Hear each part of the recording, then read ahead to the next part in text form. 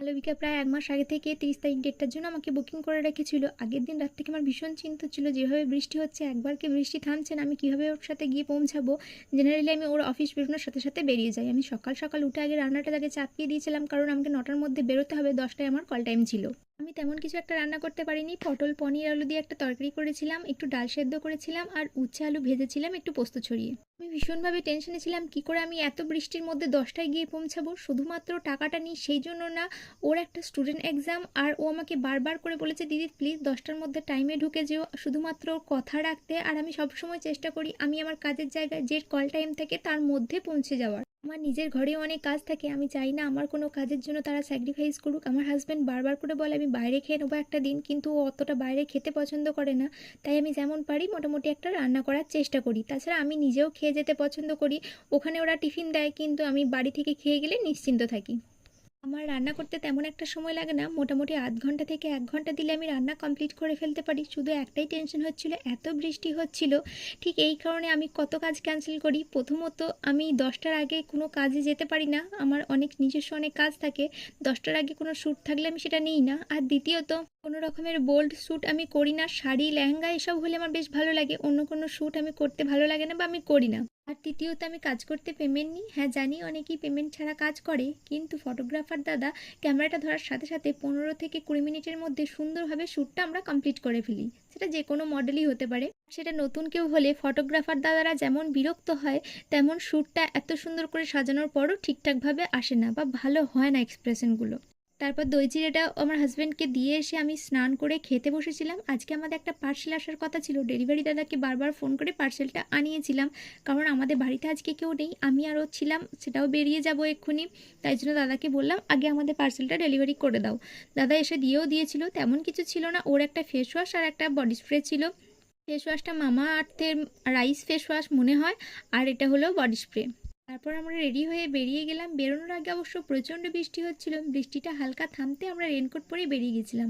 খানিকক্ষণ যাবার পর আবার মুষলধারে বৃষ্টি নেমেছিল। আমি স্টুডিওতে পৌঁছে চেঞ্জ করে নিয়েছিলাম। জেনারেলি আগে যে চুলটা ক্রিম্পিং করা হয় তারপর শাড়ি পরানো হয়, কিন্তু আমার চুলটা হালকা ভিজে ছিল, হেলমেট পরেছিলাম, রেনকোট পরেছিলাম, তার সত্ত্বেও হালকা হালকা ভিজে গিয়েছিল। ভেজা চুলে ক্রিম্পিং হবে না, চুলটা ধরে যাবে, সেই কারণে একটুখানি ওয়েট করে গিয়েছিলাম। শাড়ি টাড়ি পরে নিয়ে তারপর ক্রিম্পিং করে রেডি হচ্ছিলাম। আর এটা আমার মেকআপ আর্টিস্ট খুব সুন্দর সাজিয়েছিল আমায়, খুব অল্প সময়ে কারোর হেল্প ছাড়া এত সুন্দর সাজিয়েছিল। ওইখানে যতগুলো মডেল ছিল তার মধ্যে সবার প্রথমে আমি রেডি হয়েছিলাম। সবার প্রথমে রেডি হয়ে যাওয়ার জন্য আমি মোটামুটি কিছু কিছু ভিডিও নিতে পেরেছিলাম। মোটামুটি ওখানে যতগুলো মডেল ছিল তার মধ্যে দুজন আমার খুব চেনা, আমরা আগেও একসাথে অনেকবার কাজ করেছি। হাফ কাজ কমপ্লিট করে বলল খেয়ে নাও, আমারও খিদে পেয়েছে। আমাকে দিয়েছিল একটা কচুরি, মশলা কচুরি মনে হয়, ভিতরে বেশ মশলাদার ছিল। কচুরিটা খেতে খুব সুন্দর ছিল, আর ছিল ডিম তড়কা। চেনা জানা থাকলে ভীষণ ভালো লাগে, ভীষণ মজা করা যায়। অবশ্য এখন গেলে মোটামুটি একজন দুজন চেনা পেয়েই যাই। আমরা তিনজনে চেনা ছিলাম বলে অনেক জ্বালাতনও হয়েছে।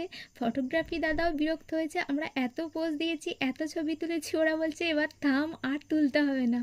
আমার সবার প্রথমে শ্যুট কমপ্লিট হয়ে গিয়েছিল, তারপর জুঁইয়ের এখন শ্যুট চলছে, আর বিদিশা পাশে বসে আছে, এরপর ওরটা হবে। বাদ বাকি যে দুজন ছিল তাদের শ্যুট করতে অনেকটা টাইম লেগে গেছে। ওরা একদমই নতুন, আসলে কারো দিদি বা বৌদি এমন হয়, তো ওদেরকে শেখাতে শেখাতে অনেকটা টাইম চলে গেছে, ওইখানেই আমাদের অনেকটা সময় নিয়ে নিয়েছে।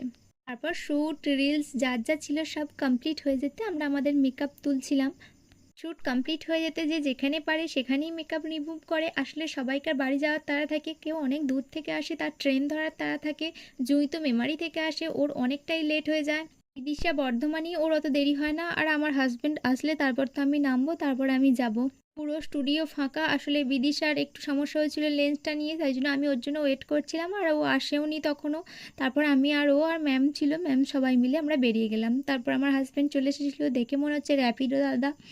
তারপরে আমরা দুজনে বেরিয়ে গেলাম। বিকেলবেলায় আসার সময় একটুও বৃষ্টি হয়নি, কেমন ঠান্ডা ওয়েদার ছিল, আর ভীষণ ভালো লাগছিল।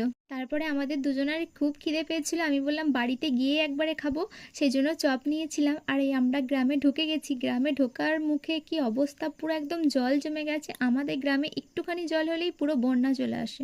এত সন্ধে পাড়া হয়ে গেছে, তাও সবাই আছে মোটামুটি এই জল দেখার জন্যই। বিকেলের দিকে নাকি খুব ভিড় হয় এই জল দেখার জন্য। বাড়ি এসে ভালো করে ফ্রেশ হয়ে আগে খেয়েছিলাম, দুজনেরই খুব খিদে পেয়েছিল। আর রাত্রের দিকে বানিয়েছিলাম হালকা করে চিকেন কষা আর রুটি। আমাদের রাত্রের দিকে ডিনারে এই চিকেনটাই বেশিরভাগ হয়, খুব একটা বেশি করে আনে তাও নয়। আর খাবার বলতে সেরকম কেউ থাকে না, আমি আর আমার হাজবেন্ড।